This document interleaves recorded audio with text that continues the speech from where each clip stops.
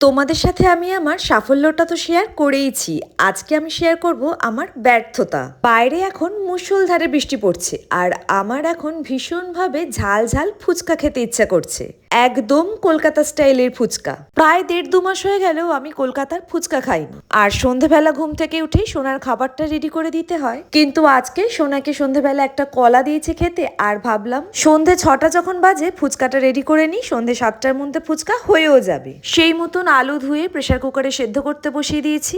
আর এইখানে আমি এখন ফুচকার জন্য আটাটা মেখে নিচ্ছি। ইউটিউবে দেখলাম একটুখানি আটা দিয়েছে, তার সাথে একটু সুজি দিয়েছে আর একটু বেকিং সোডা দিয়েছে। ঘরে বেকিং সোডা ছিল না, কিন্তু মন একেবারেই মানতে চাইছে না, ভীষণ ফুচকা খেতে ইচ্ছা করছে, তাই সামান্য ময়দা দিয়েছি। সব মিলিয়ে সুন্দর করে আটাটা মেখে নিলাম। ফুচকা কিনে ভাজলে ঠিক স্বাদটা পাওয়া যায় না, তাই জন্যই ভাবলাম বাড়িতে তৈরি করি।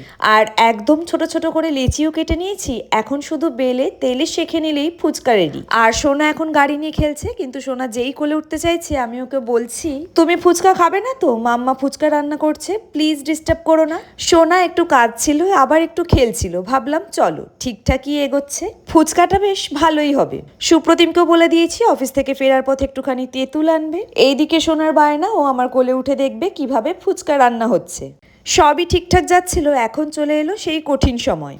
যেই তেলে ফুচকাগুলো দিলাম মাত্র 2টো ফুললো, বাকি সব ফুচকা হয়ে গেল পাপড়ি চাট বা লুচি। আমি জানি না কেন এরকম হলো, বেকিং সোডা দিলাম না বলে নাকি লেচিগুলো বড় বড় হয়ে গিয়েছিল। মনটা ভীষণই খারাপ হয়ে গেল।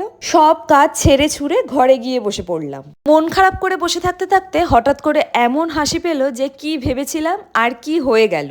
তারপরই মাথায় হলো, যাকগে, ফুচকা হলো না তো কি হয়েছে, লুচি তো হয়েছে, চা দিয়ে লুচি খেয়ে নেব।